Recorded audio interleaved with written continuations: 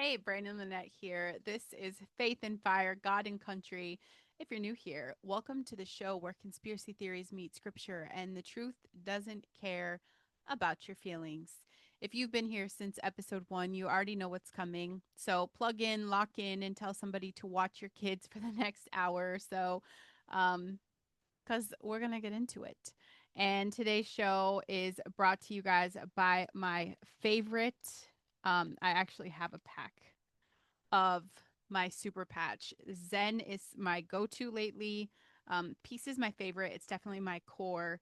My husband lives with freedom and liberty if you have pain and balance issues, but we are anti system and we are all about health without a bunch of crap.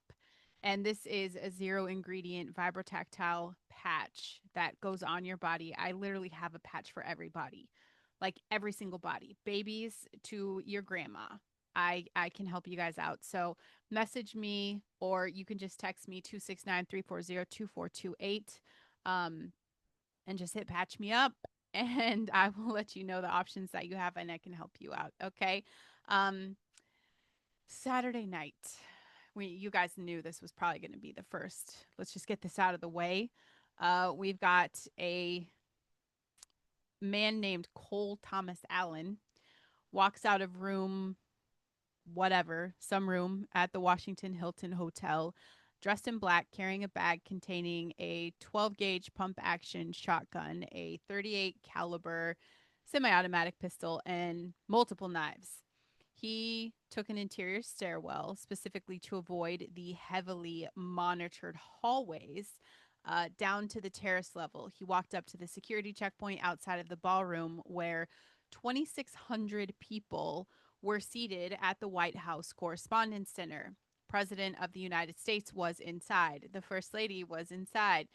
Vice President inside. Kash Patel, FBI Director, was inside. And, my guy RFK Jr. was inside. Marco Rubio was inside. The entire line of presidential succession was in one room. And Cole Allen charged through the magnetometer, I don't know what you say that, with a loaded shotgun and opened fire, I guess. A Secret Service officer was hit in the chest. Um, thank God a vest saved his life. Secret Service returned fire. From what I read, it was just like 3 to 4 rounds, and Allen went down. Tackled, stripped, cuffed, and dragged away. Trump, Melania, Vance, and the entire cabinet, they were rushed out through a corridor. 2,600 guests going under tables, um, in formal wear, while gunfire is echoing off these marble walls. Yet again, another assassination attempt on the President of the United States.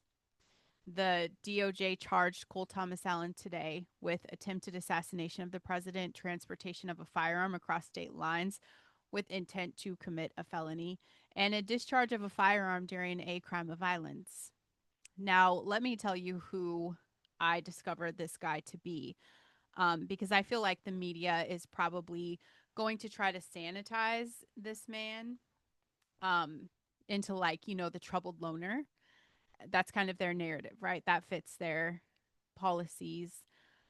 I'm not going to let them do that here. He's 31 years old from California. Shocker. He has a mechanical engineering degree from Caltech, one of the most prestigious technical universities in the world. He has a master's degree in computer science from Cal State Dominguez Hills, which he earned, I believe it was like 2025. He worked as a tutor at C2 Education. It's a tutoring company for kids. He was named their Teacher of the Month in December of 24. A teacher. Sit with that. This man is alone with children every day, teaching them, mentoring them, trusted by parents, and the whole time he was radicalizing online, planning a cross country trip to assassinate the president.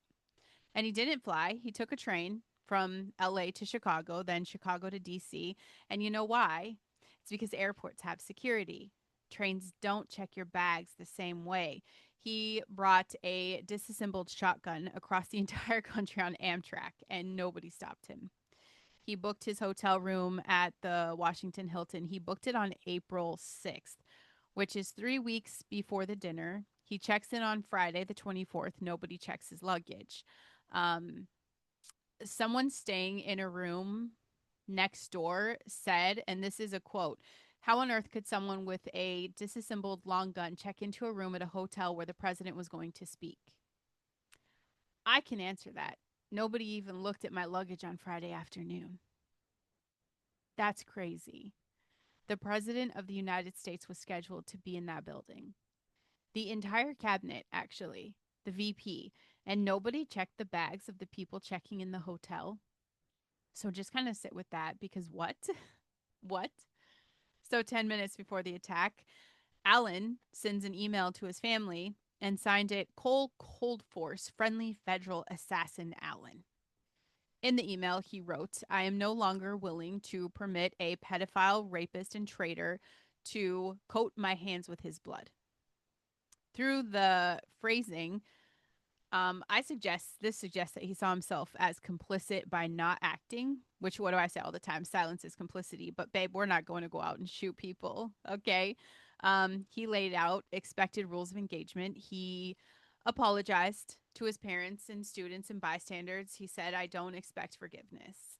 His sister told the Secret Service after the shooting that her brother had a tendency to make radical statements and constantly re- referenced a plan to do something. I'm getting choked up here. To do something to fix the issues with today's world. He donated money to Act Blue, which was a Kamala Harris thing, and I can't find the money trail on how much. And this was in October. His social media on Blue Sky showed a clear trajectory from video game posts to anti Trump political rage. He was critical of the Iran war, critical of ICE. He's basically regurgitating the media and the woke news, critical of Trump's immigration policy. And Trump himself said the manifesto, indicated Allen harbored hatred towards Christians. So let's get this straight.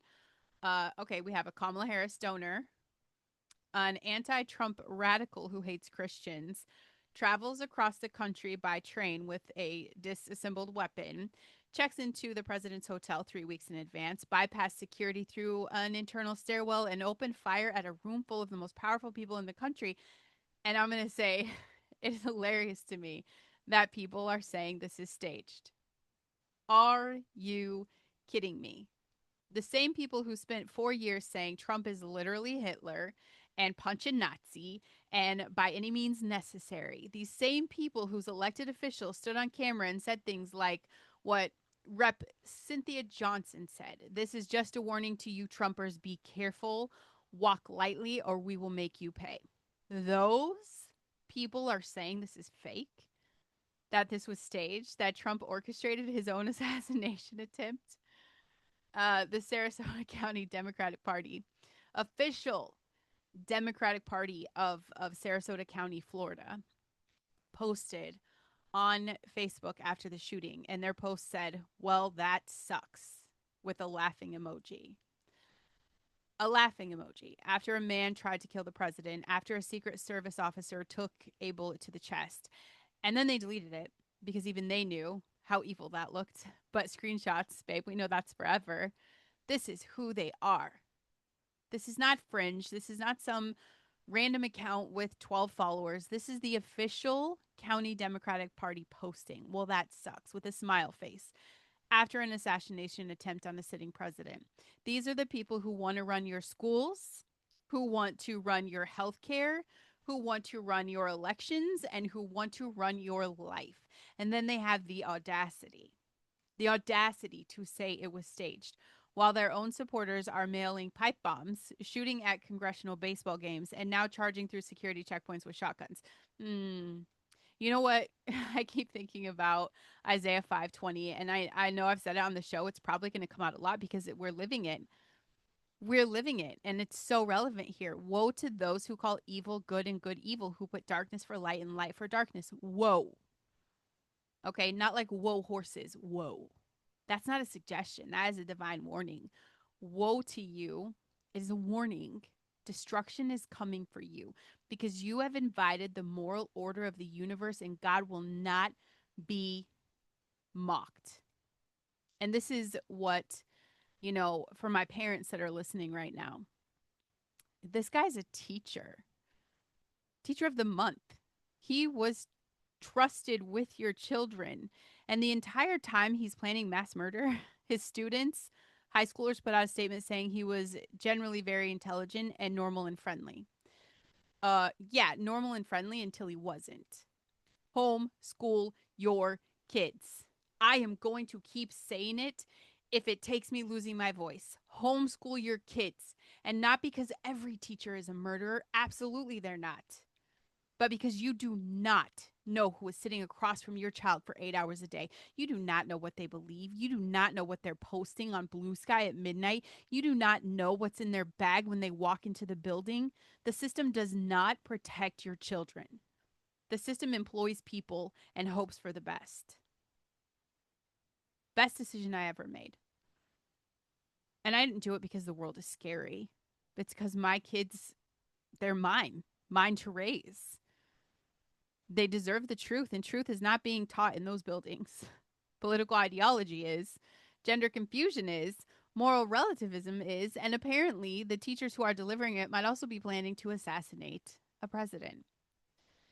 Here is a little silver lining. Um, and after everything I've seen online, like, I'm really done with social media. I told my husband I'm done. I'm deleting it. Um, Not deleting it. Listen, I schedule posts during the week. Anytime I'm on my computer, I can check it, but the apps are not accessible on my phone. So there's no more doom scrolling. I just saw, teachers and nurses and people just talking about the disappointment that this man didn't die. Okay. I did not vote for Obama the second time. Okay. Fool me once, shame on me. I was not happy when Clinton was president. Not happy when Biden was president. Not once did I wish death on any of them. And the clown show, the shit show that we had to watch with Biden, how embarrassing for America. Never did I want someone to die. I still prayed. I prayed because I thought that was elder abuse. Like, that guy was gone. And they're making him do this stuff. And I just thought, he's so old, he should be out. Just go enjoy your life, right? Go enjoy your life. All of that toxic stuff, I never would have wished death or mocked it or asked for it or been disappointed that it didn't happen. Would have been horrifying, because that's not how this country should work. And now, like, all of these people celebrating, I'm so disgusted. I'm disgusted. And if you guys are just staying silent when people are mocking this stuff, I mean, yeah, complicit. Complicit. There needs to be engagement, conversations, block buttons. For me, it was just delete the app. So the silver lining. I refuse to ignore the silver lining because God always provides one. That Hilton hotel staff, I don't know if you guys know this. I didn't find it on the mainstream news. The workers, the servers, like the kitchen team, they freeze dried 2,600 steak and lobster dinners that went unserved because of the shooting. And they donated every single one of them to 2 shelters for abused women and children. And these guys worked through the night under terrible circumstances to make that, make sure that that food doesn't go to waste. That is the America I believe in. That is the goodness that exists alongside the evil. That's the good that comes out of something terrible. And the devil showed up at the Hilton on Saturday night, and the kitchen staff showed up on Sunday morning. Romans 12:21, do not be overcome by evil, but overcome evil with good. 2,600 meals to abused women and children, while the world was arguing about whether or not it was staged and whether or not he should still be alive. Now, while the media is consumed with the shooting, and yes, obviously consumed wall to wall coverage, which understandable, something else dropped that is arguably more significant for the long term. It's for the long term trajectory of the country. And I guarantee that a lot of you guys missed it. Fauci's top advisor just got indicted. And I'll say this, because we all want Fauci to pay the price. So I guess if I'm thinking about the big picture and I'm asking the questions, because that's what we should be doing, asking the questions, is this who they're sacrificing? Did Fauci give this guy up, or is this guy going to give up Fauci? So either he's the sacrificial lamb who's going to take the bullet and take the fall. Fauci gets off the hook, or prayerfully we can get Fauci to take some responsibility. Anyway, David Morens, he's 78 years old. He served as a senior advisor to Fauci at the National Institute of Allergy and Infectious Diseases for a lot of years, like 2006 to 22. What is that? 16 years. He was Fauci's right hand man. He briefed the White House, he briefed Congress, he shaped the public narrative on COVID-19. And today, the Department of Justice unsealed an indictment charging him with conspiracy against the United States, destruction and falsification of federal records, concealment of records, and aiding and abetting. And I will tell you what he did, because this is the kind of story that makes you want to throw your phone across the room, but knowledge is power. During the COVID-19 pandemic, him and at least two co-conspirators, one of whom matches the description of Peter Drzak, okay, the president of EcoHealth Alliance, the organization that actually funneled NIH grant money to the Wuhan Institute of Virology, conspired to hide their communications from the public. They knew the emails would be subject to the Freedom of Information Act requests, so they moved everything to personal Gmail accounts. They deliberately, knowingly, intentionally hid conversations about the origins of COVID-19 from the American people. And this is what he wrote in one of those emails in September 8th. It was 21. And this is a quote. I try to always communicate over Gmail because my NIH email is FOI aid constantly. And then he said, don't worry, just send to any of my addresses and I will delete anything I don't want to see in the New York Times.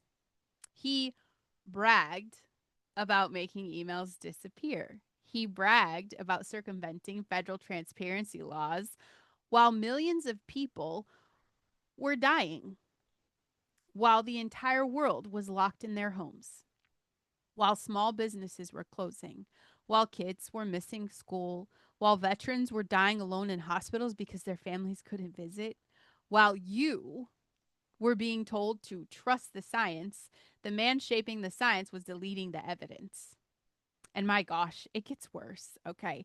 The indictment says Morens received gifts from one of his co-conspirators, wine, offers of high-end meals, and then helped that person get their NIH grant reinstated. The grant was called Understanding the Risk of Bat Coronavirus Emergence. It had been terminated because of concerns that COVID-19 leaked from the Wuhan lab. We all knew that. And Morens helped get it back while being wined and dined by the people who benefited from it. And then the part that really makes me want to scream. Morens contributed to a scientific publication supporting the theory that COVID-19 emerged naturally rather than the lab. He helped write the cover story.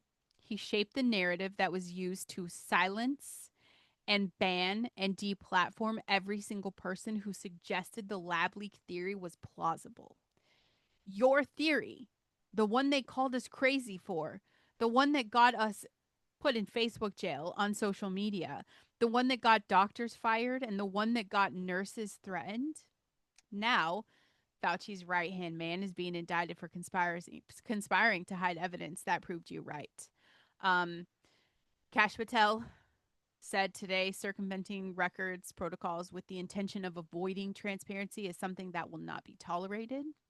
Not only did Morens allegedly engage in the illegal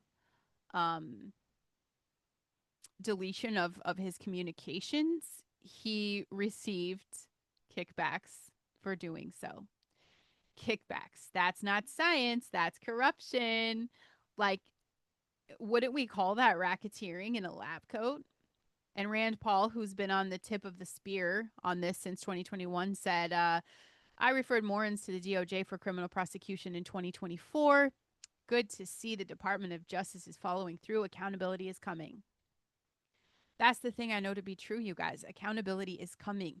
Yes, it's slow. It is painful, but it is one indictment at a time. It is coming. And I want to connect that to what I kind of talked about with RFK with at HHS, gain of function, the vaccines, the whole machine. Again, we have our proof. This is the documentation. This is not a conspiracy theory anymore. This is a federal indictment unsealed by the DOJ with the full weight of the U.S. government behind it. Morin's conspired to hide the truth about COVID from you, and now he's facing 20 years in prison. Do I think that's enough? Absolutely not. You were not wrong. We were early, and now we get to see the receipts that are hitting the courtroom. And connecting something else too, because I feel like the timing of all of this is insane. And I just can't even believe in coincidence anymore. You know, the veil is lifting. Okay. Last week, the Gates Foundation announced it's cutting 500 jobs, which you averages out to about 20% of the staff. And they're launching an external review of Bill Gates' ties to Epstein. And this also comes after the DOJ released the files, okay, the records in January, February. Those include emails between Gates and Epstein, calendar entries showing meetings, photographs of Gates at events with Epstein, and the part that should make your stomach turn, photographs of Gates with women whose faces have been redacted. So my question, because we should be asking questions, is why are the faces redacted? Who are these women? And why does Bill Gates need to be photographed with women whose identities need to be hidden? The questions. And here's what the Epstein files contain that the media barely touched. An email written in Epstein's voice, seemingly drafted as notes for Gates' longtime advisor, Boris, stated that Gates was trying to get drugs in order to deal with the consequences of sex with Russian girls. He caught a STD. He caught an STD. Gates had asked for antibiotics so he could secretly drug his wife Melinda to treat the STD without her knowing. I, I'll say that again. The Epstein files show us that Bill Gates, the man who told you to get vaccinated, the man who funded global health initiatives, the man who lectured the whole world about science and medicine, was trying to secretly drug his own wife with antibiotics to cover up an STD that he got from Russian girls while hanging out with a convicted pedophile sex trafficker. And people still try to put Trump in the Epstein box. You guys show me the receipts. You show me the receipts. And I'll put him exactly where everybody else needs to go. So I'm going to clear this up. I feel like I need a megaphone to say this. You know, Trump banned Epstein from Mar-a-Lago in like the 2000s after Epstein was accused of hitting on young women at the club. He was one of the only people in Epstein's orbit who cooperated with investigators. Brad Edwards, the receipts, the attorney who represented Epstein's victims, said it publicly on camera that Trump was the only person who picked up the phone and offered to help when he called. The only one. Trump didn't fly to the island. Trump didn't take 27 flights on Lolita Express like Clinton. Trump didn't have emails with Epstein about drugging his wife. Trump kicked him out and helped the prosecution. But yeah, tell me more about how Trump is the bad guy in the story. I can wait. I'll bring popcorn. Literally, I want to have the conversation of where you're getting receipts, okay? The media, one person says Trump is a rapist, the whole world is on that bandwagon. Trump is a pedophile, the whole world is on the bandwagon. Okay? What do they have on him? One nasty comment. Okay? One nasty comment, you guys. And he's not wrong. It's literally a true statement. It's shown to us all over the media, all over movies. Rich guys get the girls. And if you have the money, you could do whatever you want. You could grab them wherever you want. That's the truth. And guess what? Useful idiots. Women fall for this all the time. Right? My husband even said it today. Girls have sugar daddies. Yeah, what do you think you're going to do if you have the money? That one comment turns him. You guys have strung him up for that. Anyway, Bill Gates, okay, is scheduled to appear before the House Oversight Committee on June 10th for a transcribed interview about his relationship with Epstein. So mark that date on your calendar, June 10th, because what happens in that room could reshape things. And the foundation cutting 500 jobs, that is not restructuring. They are circling the wagons. That is getting rid of people who might talk. That's thinning the herd before the wolves arrive. And while we're celebrating justice, because that's, let's go, let me tell you about the DOJ's other announcement. Okay, they are on my like fire radar. I'm like, get it, guys. Like, I feel really good right now. They are resuming federal executions. They've added a firing squad as a permitted method. Todd Blanche released a report called Restoring and Strengthening the Federal Death Penalty. The DOJ is seeking death sentences against 44 defendants. They've added firing squad. Electrocutions on there. Nitrogen asphyxiation is a backup method if lethal injection drugs are unavailable. They are planning to build a new federal death row to accommodate increased executions. And they want to block death row inmates from filing clemency petitions until all the appeals are exhausted. And yeah, is it going to be a little controversial? Listen, I'm going to say what we really need right now is insane asylums again. I do believe that. But also, while we have the criminals here, let's go ahead and be done with that as well.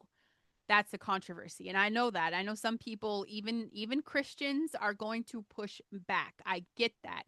I've been consistent on this show since I started. When a man kidnaps a 7-year-old girl delivering her Christmas Barbies and strangles her, death penalty. When a man rapes a 13-month-old baby to death penalty. When a network of elite predators traffic, abuse, and murder children for decades, death penalty. And the DOJ is making that real. They're not talking about it now, they're doing it. They're not just writing reports, they are building the infrastructure, they're expanding the methods, and they are pursuing 44 cases. Deuteronomy 19:13, show no pity. Romans 13:4, for the one in authority is God's servant for your good, but if you do wrong, be afraid. For rulers do not bear the sword for no reason. They are God's servants, agents of wrath to bring punishment on the wrongdoer. Do the research. The sword is back, and I am not sorry about it. Not at all. And so let's shift gears again, because this week I went down a rabbit hole that I was not prepared for. And I want to talk about it because that's why this is my show, because I can do that. But I feel like this connects to so much that's happening again. You guys, the scientists dying, okay, the spiritual warfare, the cover-ups, like all of this stuff is just, again, like you could see behind the veil. All of this stuff is just so clear. So I hope you guys are doing your due diligence and you are reading the scripture and you are praying and you are asking for discernment and you are testing the spirit. Do this, do this, do this, and don't fall for the social media bullshit. David Wilcock, we talked about him, right? I talked about him, the scientist. He's 53. Something he said just has stood out with me, and my husband and I were talking about that as well. Because he's like, why do you think they went after him? And David said something like, what happens when we prove God is real? That has just, like, I feel that in my soul, like he knew. He knew. So he's 53. He's the one that they found outside of his home in Colorado on April 20th with a self-inflicted gunshot wound. His biographer died 2 days before him.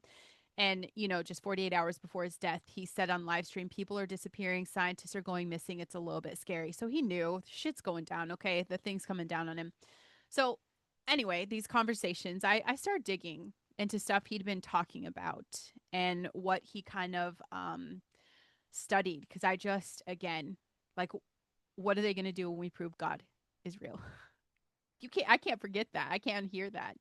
So I found something called Project Looking Glass. And I'll kind of explain to you because genuinely, it sounds like science fiction, but the biblical implications are staggering. Okay. The entire Bible, right, could be sci-fi in its own way. And here's the claim in like the simplest way I can say it. There are people who say the US military recovered or they reverse engineered a device. Originally, it came from ancient Sumer, the land the Bible calls Shinar, that could project probable future timelines. Like looking through a window into what might happen. Um, Not time travel, but timeline viewing. And they call it the looking glass. The story goes that this technology was connected to the ancient Sumerian artifacts, objects through Sumerian texts call the me, divine objects containing the blueprints of civilization given to humanity by beings the Sumerians called gods. Now, if you hold a biblical worldview, and I do, we know those gods aren't gods. They were fallen angels, the watchers of Genesis 6, the same rebellious spiritual beings who came down, took human women, and produced the Nephilim, the same ones who corrupted humanity so completely that God sent the flood. So the technology wasn't something humans invented. According to its framework, it was imported by demonic beings, and it's stolen knowledge. Counterfeit prophecy, a demonic knockoff of what God does naturally, where he can see the end from the beginning. And this is the part that makes the hair stand up on my arm. Ha! The claim is that after a certain point, some say 2012, some say later, the device stopped working the way it used to. Every projected timeline started converging into one. They couldn't see multiple possible futures anymore. Everything went to a single point. Basically, the screen went white. The operators couldn't model or predict outcomes. The elites who'd been using this technology to stay ahead of events, to manipulate markets, start wars at opportune moments, control the narrative, suddenly lost their ability to see what is coming. And I'm telling you, why am I telling you this on this podcast? Open your Bible to Isaiah 46:10. God says, I make known the end from the beginning, from ancient times what is still to come. I say, my purpose will stand and I will do all that I please. God explicitly claims exclusive sovereignty over knowing the future. He alone declares the end from the beginning. Any device, any entity, any system claiming to see the timelines is operating in stolen or counterfeit territory. And if you believe the Looking Glass story, even partially, what happened when the timelines converged is the most powerful confirmation of God's sovereignty I've ever heard. They built a machine to see the future and God shut it off. He said, no, you don't get to see what I'm doing. Your window is closed. My timeline is the only one left. Why do you think the demons are so angry right now? And if you look at the world, they are so angry. So think about this. God did this before. It's not his first time. Genesis 11, the Tower of Babel, okay, the people of Shinar, same place, same religion, built a tower to reach heaven. God came down and said something terrifying. He said, if as if as one people speaking the same language they have began to do this, then nothing they plan to do will be impossible for them. Nothing will be impossible. That's God acknowledging that these people were on the verge of breaking through something he didn't authorize, something technological, something dimensional, something that crossed a line, and he scattered them. He confused their language. He shut it down, just like he shut down the looking glass. Same land, same rebellion, same results. God says no. And there is more because God actually gave Israel a legitimate version of divine inquiry. The Urim and the Thummim, okay, objects on the high priest's breastplate used to ask God questions and receive answers. It was essentially a sanctioned oracle. God wanted his people to have access to divine guidance, but through him, on his terms, through his priesthood, not through the stolen technology given by fallen angels. The counterfeit always exists alongside the genuine. Isn't that true with all things in life? Satan doesn't create.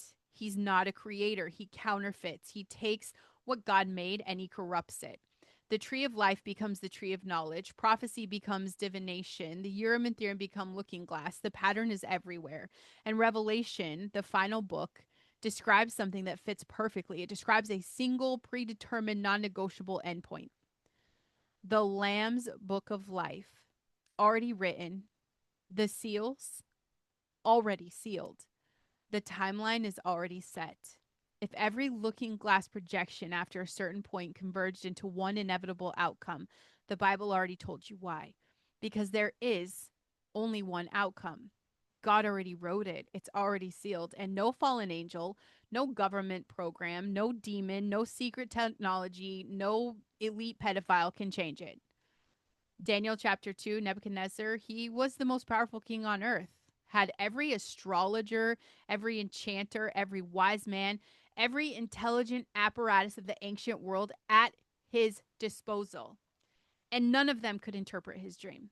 None of them could see what God was showing him. They couldn't see past the wall. But guess who could? Daniel. Daniel could because God revealed it to him directly. The pattern is consistent throughout scripture. Human and demonic systems of looking hit a wall of divine intervention points. You guys, the elites have hit their wall. The screen went white, and the only one who can still see the ending is the one who wrote it. And that is why they're panicking. That is why the system is crumbling. That is why the cover-ups are failing. That is why the indictments are flying. That's why the scientists are dying, because somebody is desperately trying to keep the lid on information that's already been released by a God who decided it's time. You cannot fight God's timeline. You can delay it. You could suppress it. You could kill the messengers, but you cannot stop what he has set in motion. Isaiah 55:11, so shall my word be that goes out from my mouth. It shall not return to me empty, but it shall accompany that which I propose. His purpose, his timeline, his ending, and nothing can change it. And if you go a little deeper into this, okay, because it connects to the looking glass material, to the oldest stories really in scripture. And I promise you, you guys, open the book. The Bible is wilder than any Netflix show that has ever been produced. And if we talk about what was here before the flood, I think most Christians have been taught a very sanitized version of this, like the Sunday school version of Genesis 1 through 11. It kind of strips out the really important parts. Um, like Genesis 6:4, the Nephilim were on the earth in those days. And also afterward, when the sons of God went to the daughters of humans and had children by them, they were the heroes of old, men of renown, the sons of God, the Ben Elohim, were not human men. They were spiritual beings, watchers, angels who let their proper domain came to the earth, took human women, and produced hybrid offspring called Nephilim. Giants. They were giants, beings of extraordinary size and strength who become the heroes of old, the demigods of every ancient mythology. Gilgamesh, Hercules, the Titans, every culture on earth has a flood story and a giant story because they're all remembering the same events. Yes, I know. Why did it take me so long to put pieces together? Read the Bible. It's my third year in, and I'm really starting to make sense of this. You guys, the giants weren't small. Goliath was approximately 9 feet 9 inches tall, and he had brothers. 2 Samuel 21 describes them at least four more giants from the same bloodline. Og, the king of Bashan, and an iron bed that was 13 and a half feet long. Deuteronomy 3:11, it's in your Bible. The spies who went into Canaan reported in Numbers that they felt like grasshoppers next to the sons of Anak. And another detail that people miss in 2 Samuel describes a giant with 6 fingers on each hand and 6 toes on each foot. 24 digits total. That is a specific genetic marker. Okay. And it appears in ancient skeletal remains across multiple continents. That is not a coincidence, y'all. That's a bloodline. I found this and it made me excited. The Smithsonian, they have for over 100 years, they found the truth. They've been accused um, of confiscating giant skeletal remains found across North America. 19th century newspapers are full of reports. 7-foot, 8-foot, 10-foot, 12-foot skeletons discovered by farmers, construction crews, and archaeologists. They are trying to hide the stuff. The truth is out there. Smithsonian shows up, bones disappear, everybody's quiet every single time. Mainstream science admits that, that they exist. They found the 10-foot bipedal primate exists. They just aren't going to allow themselves to connect it to biblical record. And where it gets wild, okay? And this is a theory. I'm asking questions. I'm not putting out a doctrine here. It's just my mind is doing what my mind does. Um, that some of what we call mountains may actually be the petrified remains of pre-flood giant beings. The certain flat-topped mesas, when viewed from above, show this organic cellular structure inconsistent with standard geology. That cliff, you know, faces display layering more consistent with flesh and bone than geological strata. I'm not asking you to believe that, okay? I'm asking you to think about it. Because the pre flood world was unimaginably different from what we see today. The atmosphere was denser, lifespan way longer, vegetation was massive, and the beings walking the earth were enormous. Petrification over millennia could produce formations we've been told are natural when I think they're really organic. So that's exciting. And we talk about the firmament because if you read Genesis, again, it describes something in modern Christianity. I just feel like they ignore it. And God said, let there be an expanse in the midst of the waters, and let it separate the waters from the waters. And God made the expanse and separated the waters that were under the expanse from the waters that were above the expanse. Waters above the expanse, not clouds, not rain, waters above. The Hebrew word for expanse is raya, means something beaten, hammered, spread out like a solid surface. And in Psalms, it talks about the firmament shows his handiwork. Um, Revelation describes a sea of glass like crystal before God's throne. And what if that's a description of the firmament from above? Before the flood, there was a water canopy above the firmament. This would explain why pre flood humans lived 900 years. The canopy filtered radiation. It would explain why the atmosphere supported massive life forms, giant stuff, giant humans. And it would explain why the flood was catastrophic enough to cover mountains because there was water above the sky. Just do your research. It's a question. Read the Bible. The windows of heaven were opened windows of heaven. That implies a structure with openings. The firmament broke, the canopy collapsed, everything changed. And what's under the water? The scientists know about this too. I think this gets a little spiritually intense. In Genesis, darkness was on the face of the deep. The Hebrew word is tehom, the primordial abyss, the chaotic deep. It existed before God brought order. It was never destroyed. It was just something that was contained.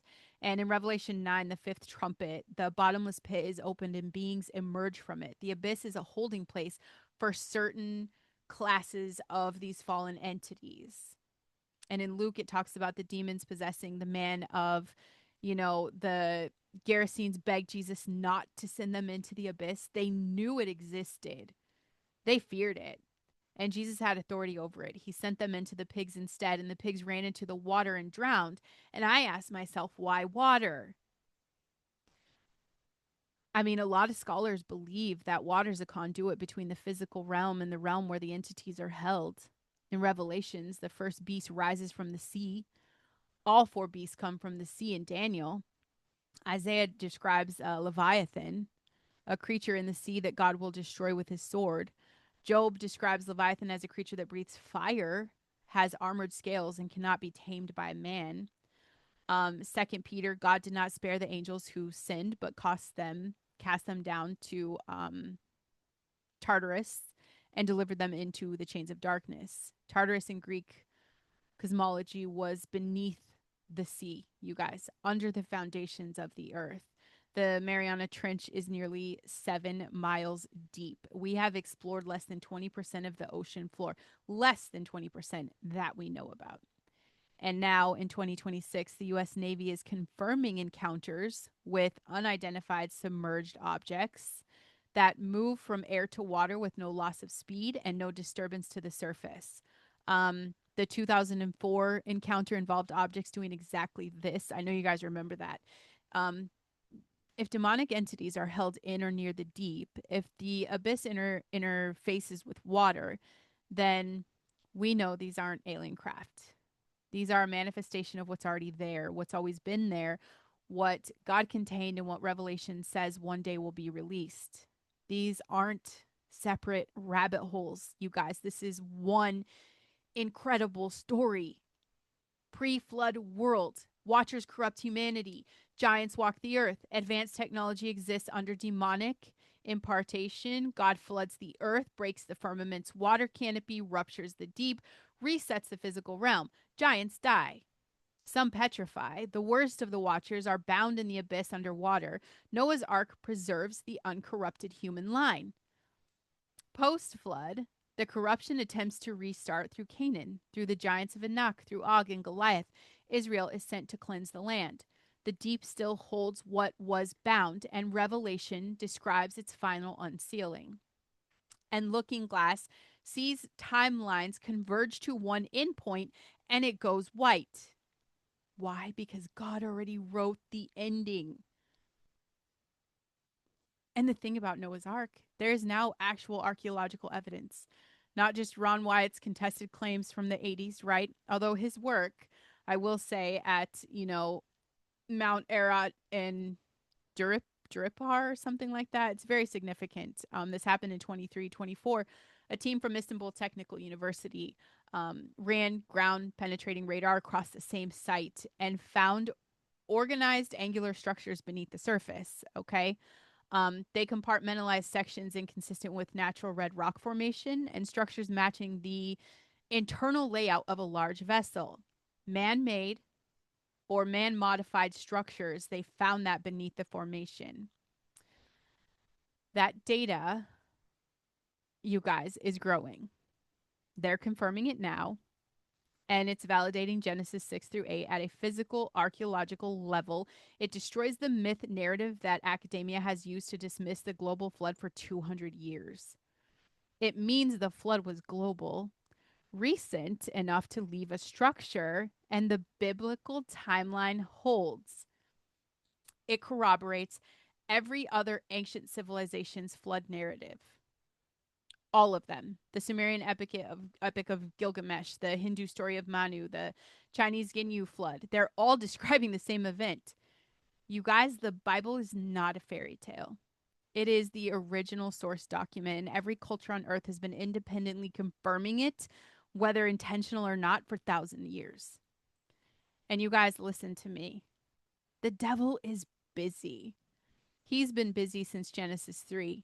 He corrupted the human genome in Genesis 6. He built counterfeit technologies in Shinar. He's hiding in the deep. He's influencing governments. He's radicalized teachers. He's funding racist organizations through civil rights fronts. He's hiding COVID evidence. He's killing scientists. He's trafficking children through elite networks. They're eating our babies. The devil is very busy. But I'm going to make this very clear. God is busier. God indicted the SPLC, indicted Morans, stopped Cole Allen before someone actually got murdered. Bill Gates is being exposed, declassifying documents, shutting down Looking Glass, converging timelines into one. The curtain is being pulled back. That is God. It is being pulled back on every lie that was told in the dark. And no matter how many scientists they kill, how many people they manipulate and brainwash, you have a responsibility to read the book. It's the guidebook. It tells you everything that's happening, and you get to be a participant, because this is the thing. The more people you can tell the truth about God, the more people you can bring to Jesus, the closer we get to being done.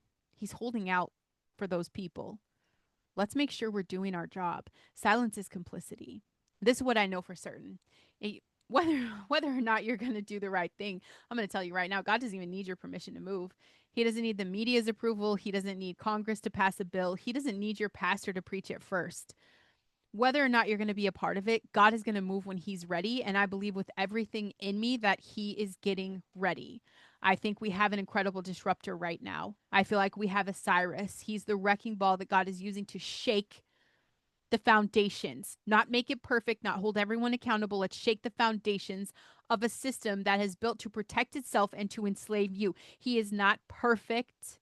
He is not our Messiah. but let's let someone who's willing continue to shake the foundations. Pray for our leadership. God can work with anyone who's willing. And Christ is king, not anybody else. Not anything else. Christ is king. He was king before the foundation of the world. He was king when the watchers fell. He was king when Babel rose. He was king when the flood came. He was king when Pharaoh drowned. He was king when David slew Goliath. He was king when he hung on the cross. He was king when he walked out of the tomb. Whew. And he will be king when he returns on a white horse to end every corrupt system, every demonic stronghold, every elite pedophile network, every cover up, every lie, every single thing that has set itself up against the knowledge of God. 2 Corinthians, we demolish arguments and every pretension that sets itself up against the knowledge of God, and we take captive every thought to make it obedient to Christ. Demolish. That's not passive. It's not like knock down some dominoes. Demolish. That is war language. That is spiritual combat. That is the assignment. The devil is busy. God is busier. And you were placed in this exact moment in history for a reason. For such a time as this. Stop being afraid. Start being dangerous. Dangerous for the kingdom. Dangerous for the truth. Dangerous for the children who can't fight for themselves. Dangerous for the future that your grandchildren are going to inherit. Be the reason someone wakes up today. And share this episode. Talk about this stuff. Ask the questions.